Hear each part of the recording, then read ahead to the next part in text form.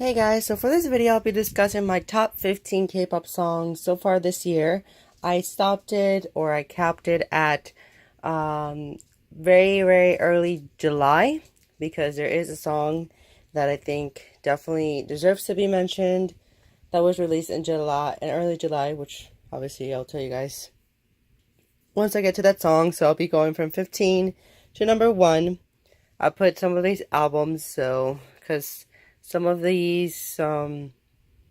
of the songs in these albums are in my list, so yeah.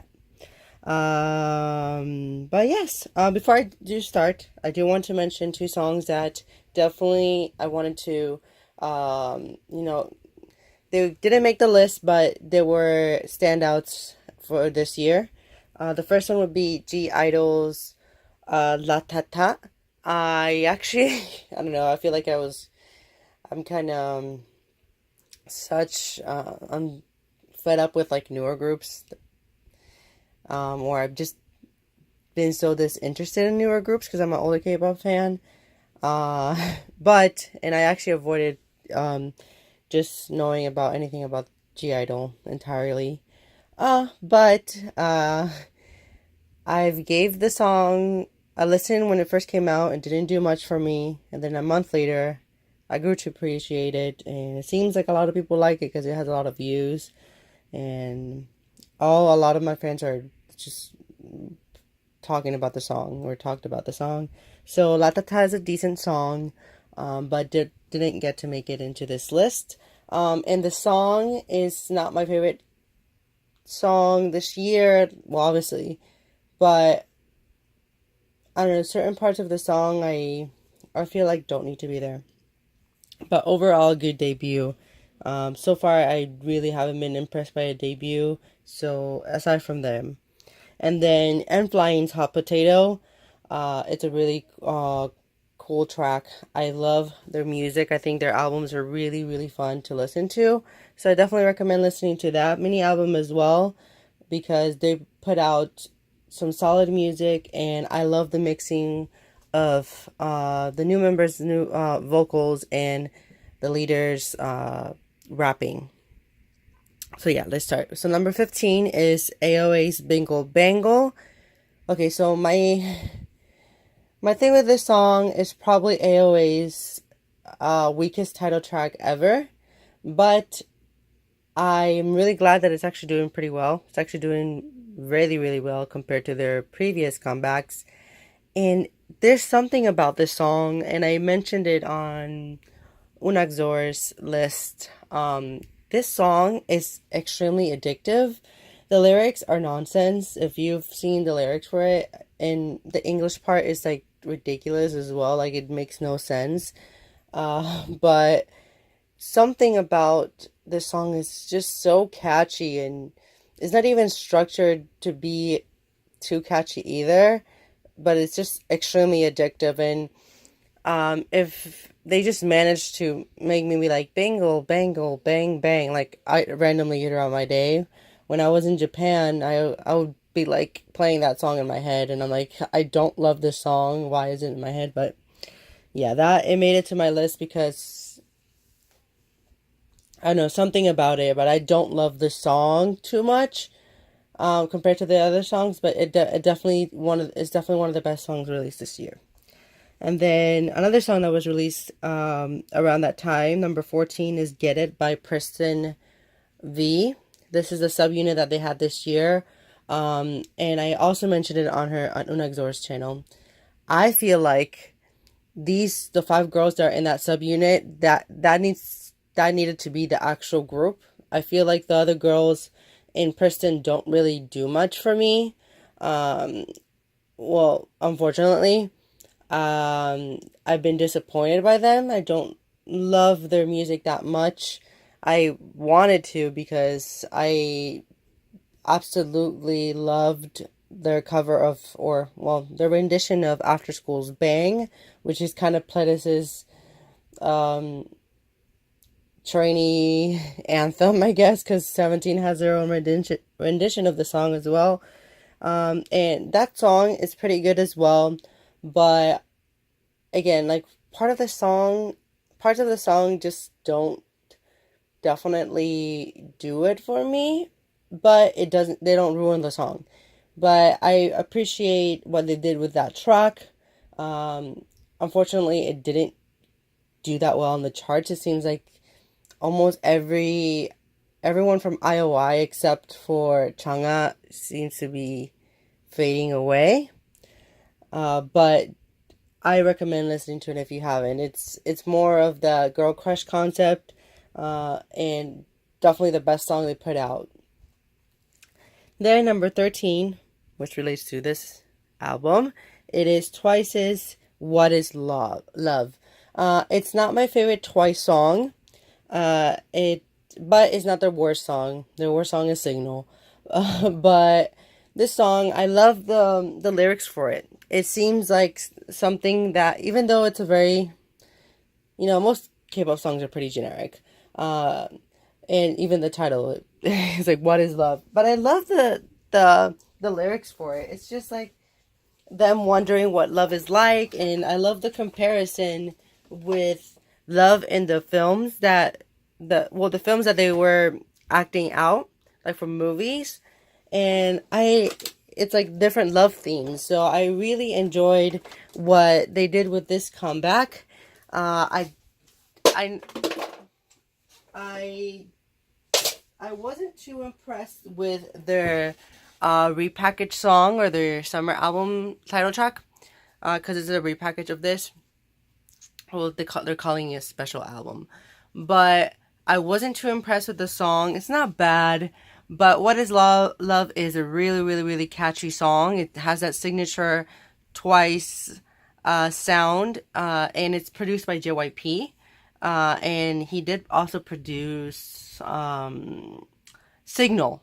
So I was actually really worried about the song because they said JYP was going to be involved with it.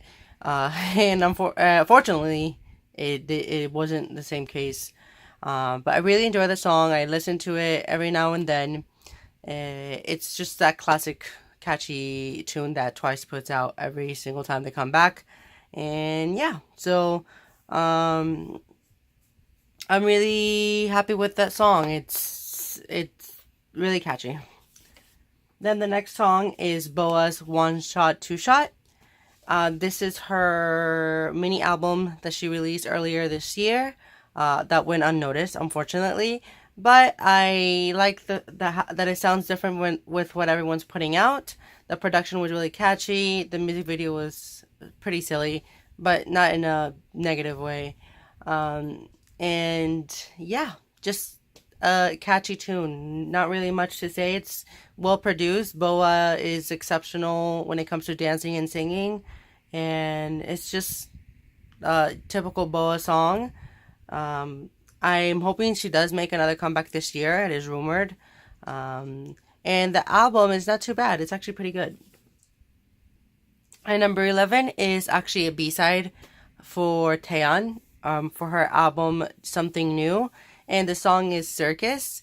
It's a B-side. It's probably the fan favorite song. I know some of you guys don't particularly love ballads, but I do like ballads. But I'm really picky, and within this list, it's the only ballad song that made it on the top of my top 15 songs this year. Well, so far this year. Well, for the first half. And yeah, I recommend listening to it.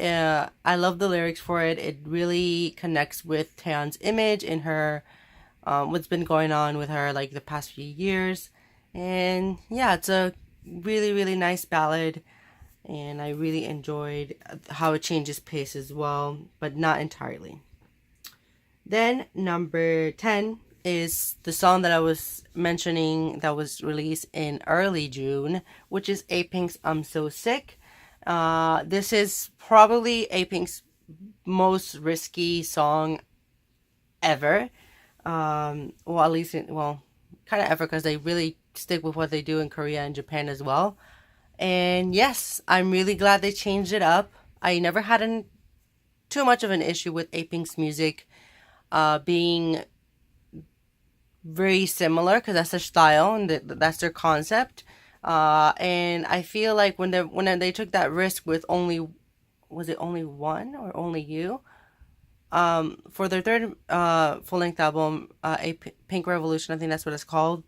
I think they took a risk with it, and people really overlooked the song. It wasn't bad, but actually they went even harder with this one, and I feel like they really got lucky because the girl crush concept is picking up the past year and a half, especially with like Blackpink getting the international attention and doing well in the charts. So I'm really glad that the song's doing good on streaming and on sales. And I hope that it continues for at least the summer. And yeah, the mini album is really good as well. And it's just a really catchy song. I really enjoy this comeback from them, and I like the change of concept, but it's not, it still feels like A-Pink because they didn't go hard like too sexy or try to act like tough girls. It was just very, very feminine, but in a chic way, and that's the way I can describe it. So check it out. And it seems like it's picking up a lot of views as well. So the ninth song, it's actually a song I hated at first, but I grew to love. And and I dragged it, I think, a couple times on my channel, which is Winners Every Day.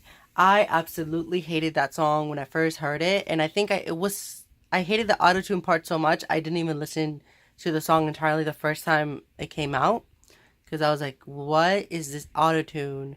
No, no, no, no, no, no. Because I really enjoyed Island, everything they put out last year. All the songs they put out. And I was just so disappointed. I was like, what's going on here? And then, I don't know what happened. I think it was even like 2 months later.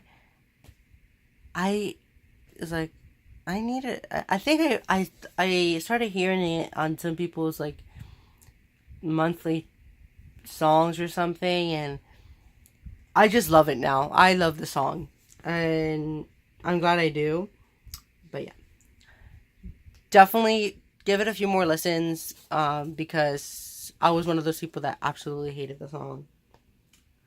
The eighth song in my list is another I'm Fine song. So, and that's their newest song right now, which is How Are You. I love the song. Same thing with Hot Potato. I didn't want to include two songs from a group in my list, but I'm Fine has been really doing it for me. I love how they're completely different right now in K-pop, and it's really upsetting to see that they don't get that much attention, but I can't wait to buy the album because I really love the song. It's totally a summer bop. So check it out. Check out their songs. Their albums are really solid as well. Then my seventh favorite song is SHINee's Good Evening. This is their first title track for their episode series. The song is really well produced. It really takes me back to their View era. Like just the whole aesthetics of this comeback with the visuals. It's really similar to the View era. But the song is really good. I love the chorus. I really like Minho's rap part.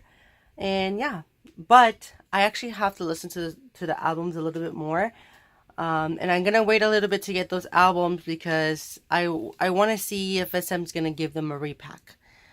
Because they just announced a single in Japan. So I don't know, something inside is telling me to wait a little bit longer because it is 3 albums and that's almost like $40. So I want to wait a little bit to see if they're going to make a repack. If not, then I'll just get the 3 albums by the end of the year. That's something I'll definitely get, which is why I haven't unboxed any of the albums right now. But I wasn't too impressed with the release, with each release in its entirety. So I mean like the B-sides included. But maybe I need to give it a few more listens to appreciate it more. Because at the time when they were released, I was abroad in Japan and I didn't have too much time to listen to that album. I kind of just listen to the parts of the songs or listen to an entire song, and I was like, oh, not too much into it, but that'll be for a whole nother video. But I really enjoyed the song, Good Evening. Then the 6 songs, and from this 6 song on to number 1, like these are all like neck and neck. Like I had difficulty picking like my favorites. Number 1 is definitely like just a little bit better than the other ones, but from number 6 to number 1, I absolutely love every single one of these songs. So number 6 is Sober by Hyoyeon. I was really surprised because I haven't been too fond of any of the Hyoyeon solos that she has released. I think she has 4 solo songs in total, or I think it's either 3 or 4. And obviously Sober is the perfect song for her. It fits her voice perfectly. And the music video was so mature, and I absolutely loved it. It's pure perfection in my opinion. And the reason it's a little bit lower is like I could even inter exchange it with like number 5, 4, and 3. Like definitely a great song, and I hope she has a physical album and she includes this song in it. Okay, so number 5, Lo Siento by Super Junior featuring Leslie Grace. I'm actually more of a fan of the Spanish version, which is the one with Leslie Grace. I know a lot of the people I watch, they prefer the card version, but I love the Spanish version with Leslie. I think it adds flavor to it, and I'm really glad that Super Junior had a great idea this time around for this era. Super Junior has a lot of fans in Latin America, and I'm glad that they're listening, or not listening, that they're paying attention to that side of the world, because I feel like the Latin American fans don't really get noticed, and usually they go to Europe or the US. But the song is so catchy. It's relevant to what's the music that is being released right now in the Latin scene. So I hope that there's more Spanish collabs or something in K-pop, because it makes it a lot more fun. And that song is extremely catchy. I love the chorus, and just the lyrics are really flirtatious, and just I really loved it. Number 4, which is a comeback that went unnoticed in my opinion, because the album is great, and maybe it's just me being biased, but it is The Chance of Love by Dongbangchinki or TVXQ. Again, pure perfection in my opinion. I love the bridge for this song, and they just sound phenomenal every single time. I'm just so proud of them. I am so proud of them. I'm glad that they waited for the comeback, because it seems like they really put an effort to it. Again, I haven't bought the album because I'm waiting for a repack, which is what happened with me and Super Junior. So if you're watching my videos regularly, I'll be unboxing Super Junior's replay, which is the repack for their album Play, and I'm waiting for Dongbangchinki's repack, because I just want to save money. I absolutely love the album. The Chance of Love is a perfect title track. It just has your classic TVXQ sound. Number 3, like I think if you're a K-pop fan, you're gonna include these songs within your top 3. And number 3 is Red Velvet's Bad Boy. I'm just speechless with this song. It might be my favorite Red Velvet song. It's a really good contender with Red Flavor, but I love this song. Is so strange, but in a good way. It's I don't know what it is about it, because when I first heard it, when I first listened to it, I was like, oh, it's good, but it's not my favorite Red Velvet song. Because I'm more of this Bad Boy is more of a Velvet song, and I'm more of a, I love the Red tracks, because the Velvet songs usually are not my cup of tea with Red Velvet, and aside with the exception of Automatic. But this song is, I started listening to it like a couple of times after. A couple weeks went on, and then I kept listening to it, and I like the more I listen to it, the more I like it. It's just so weird, and I don't know if that's the case just for me, but that song, I'm just so impressed. I love the chorus, everything about it. I absolutely love it. I'm really looking forward to their comeback. It is rumored to be this July.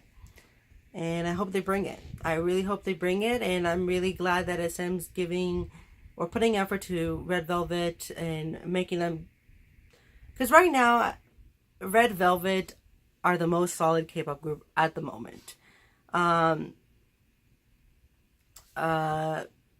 Just as an overall package.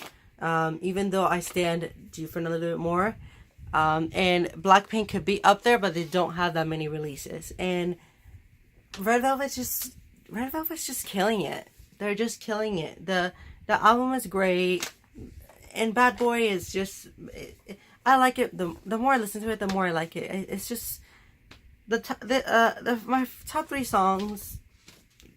They're just all perfect, in my opinion.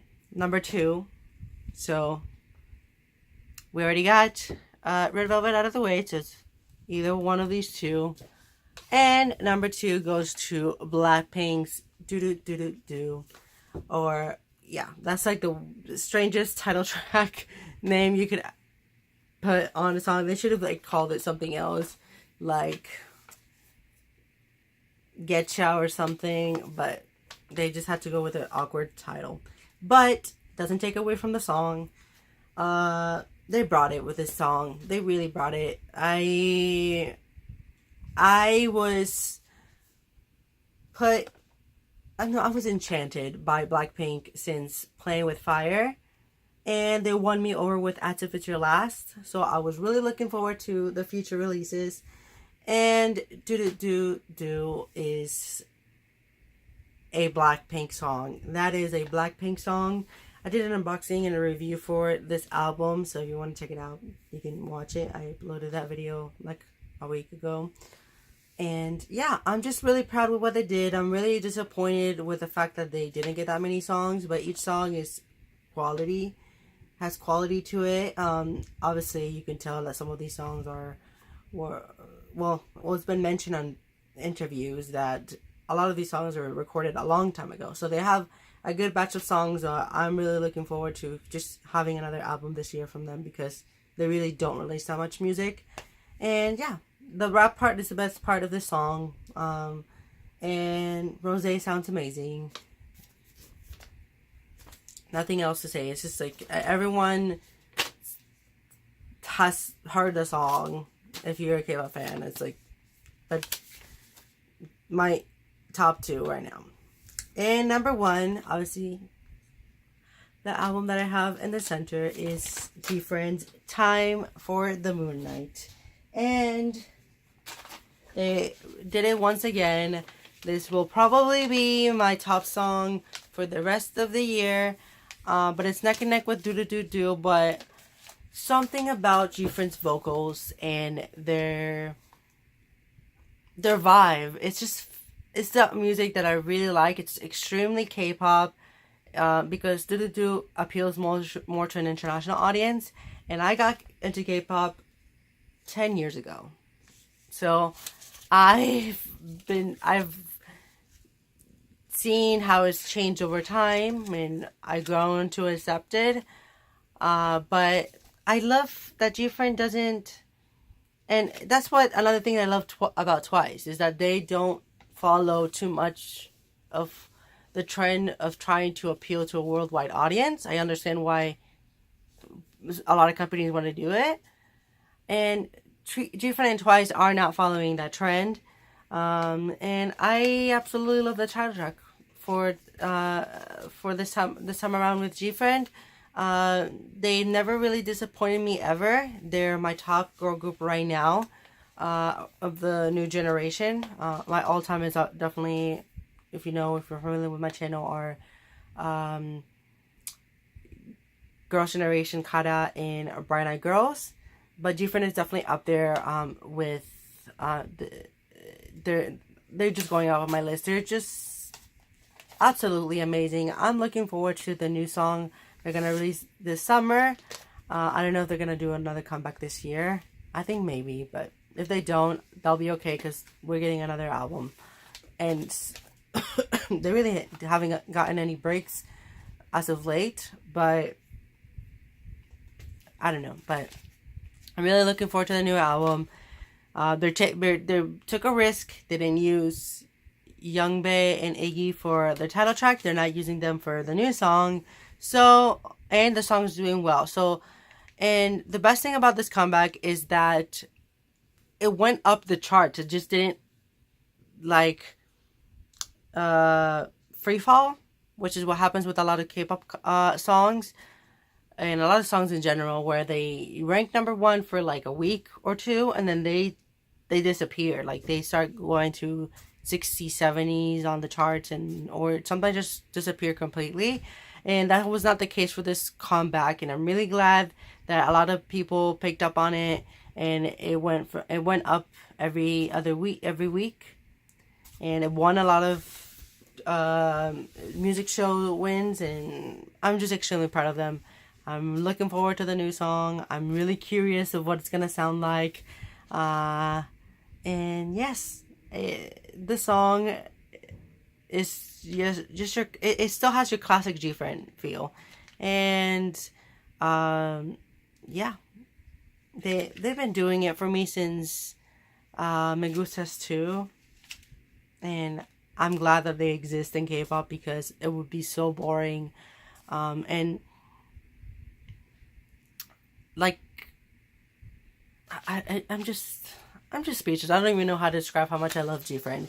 But yeah, that's my top 15. If you want to comment your top 15 on the comments, if you want to comment your top 15 songs this year, well, so far, tell me and we can discuss. And maybe I'll see a song that maybe I didn't get to check out. Maybe I'll check it out. And yeah, thank you guys for watching. I know it's a really long video, but I wanted to talk about the songs that I've liked so far. But this year seems to be going slow, but at least we got some great songs, like the ones I just mentioned. And some of the albums have been pretty good, but I feel like K-pop this year has been slow, at least for me. Alright guys, bye!